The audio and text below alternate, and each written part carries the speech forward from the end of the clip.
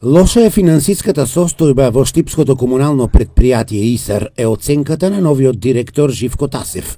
По 3 дена од неговото назначување за вршител на должноста директор на најголемото јавно предпријатие во Штип затекнал побарувања од 133 милиони, а долг од 186 милиони денари.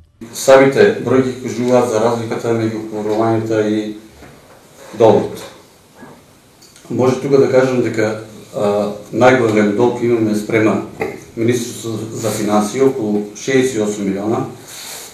Тоа е за останат долг од кредитот спрема Светска банка, што го презема Министерството за финансии.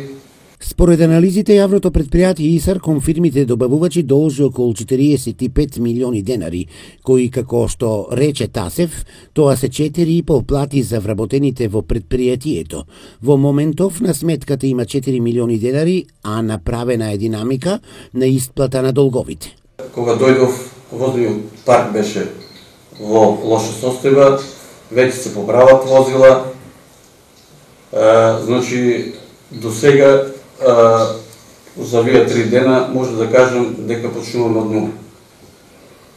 За идното работење ми дава за право да кажем дека со 17 години работно искуство, тимот што ќе го одберам, добрата соработка со градоначалникот, да одговориме на сите предизвици што ги носи едно јавно предпријатие што е ЈПИСАР.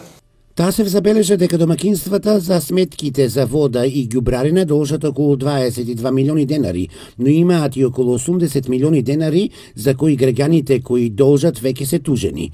Наплатата на сметките од страна на Штипјани е околу 80% кон јавното предпријатие ИСАР. Тасев веќе почнал и со штедењето. Забележал дека камионите и тракторите за смет полнеле гориво 2 пати во неделата. Дојдовме до заклучок, јако 3 дена, јас кажам дека јас 17 години тука работа, не може едно возило кое собира 60 литра гориво да се полни вторник и петок. Значи за 3 дена не може да се мина, тоа е околу 600 км. Новиот директор на јавното предпријатие ИСАР Тасев рече дека во тек е изготовка на програмата за Штипското комунално предпријатие за наредната година, во која ќе се стави акцент на новите проекти кои се во интерес на граѓаните на Штип.